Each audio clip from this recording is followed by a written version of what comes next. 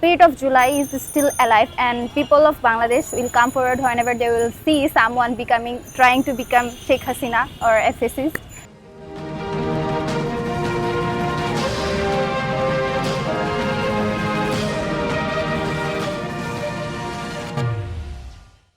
Fatima Taslim Juma, thank you very much for your time.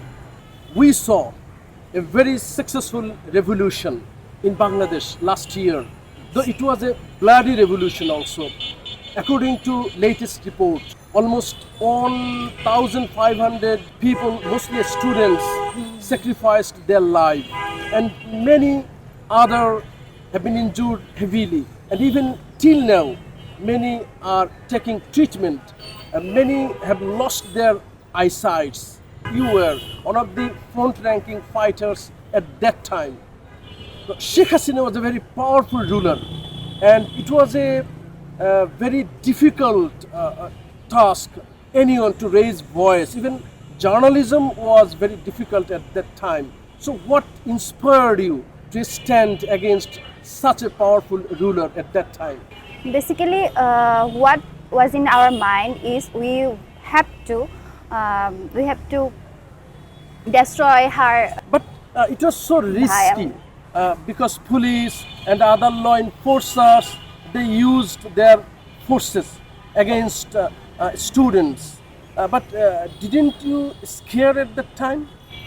Basically, what was in our mind at the time is we had to went through a long time suffering during her authoritarian regime. Many of our brave soldiers, many of our mass people, many of our students had to give their life during her regime, fascist regime. So their lives inspired us to raise our voice, stand against discrimination. Basically, the spirit of Pilkhana, spirit of Shapla, spirit of protest against Modi Birudhi Andolan. So all these lives, all of our brave souls has inspired us during July, and during July, many of our brothers sacrificed their lives. Even the students, female students, you played a very vital role in many cases. We saw that you were in the front of the processions. So you might have died, you might have killed at that time. So you took the risk. What was the reaction of your family at the time? My family was so supportive. They didn't stop me, and they. But it was so much risky. Your parents, especially, I want to ask about your parents. They supported me with all their means, and their thinking was the same, that discrimination must be removed, and the authoritarian regime should be fallen. And so it was the feeling of the people of this country. Exactly. And your family also had the same feeling. Yes. That's why even they were ready to sacrifice throw me. you in any risky situation. Yes. What was the other students you live in the dormitory or in the classroom? What was their feeling at that time? All of us was ready to sacrifice our lives, because we had the feelings that we are the future of this country. So we will have to do the thing that no one can do. So this is the reason what inspired us. So what was your dream at that time when you came to the street and stood against the bullets of the police and atrocities of the then ruling party's armed cadres? So what was your dream at that time? When we went through all of this, we dreamed of a country where no injustice will prevail, where the basic rights of people will be ensured. This country will be safe for everyone, basically, most importantly for the women. And we dreamed of a country what will ensure the justice, dignity, equality.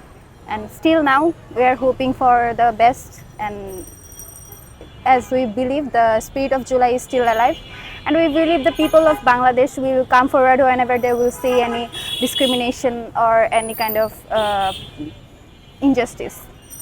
It's almost 1 year since the July revolution. So after 1 year, do you feel that there is any inconsistency or any difference between your dream and the reality prevailing now? Basically, what we dreamed back then and what we are seeing, basically the current situation is completely different. As I said, what we dreamed of, a massive change uh, a massive change basically that will can be able to bring is not hasn't So came. what's your recommendation? Now the country is running under a Nobel Peace Laureate and who has a very strong connectivity across the whole world.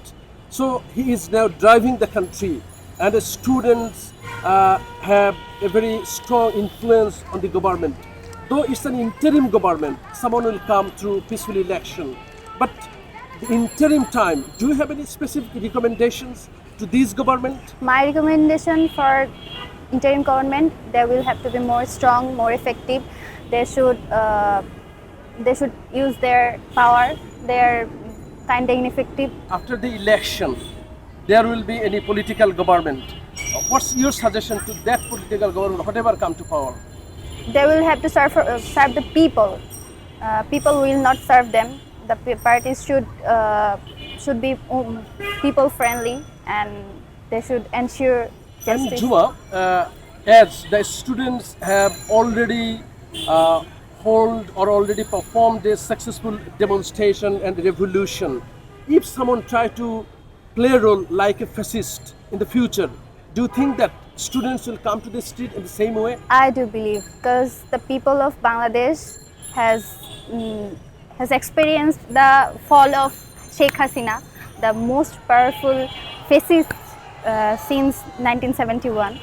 And I believe the spirit of July is still alive, and people of Bangladesh will come forward whenever they will see someone trying to become Sheikh Hasina or a fascist. They will protest. Thank you very much for your time.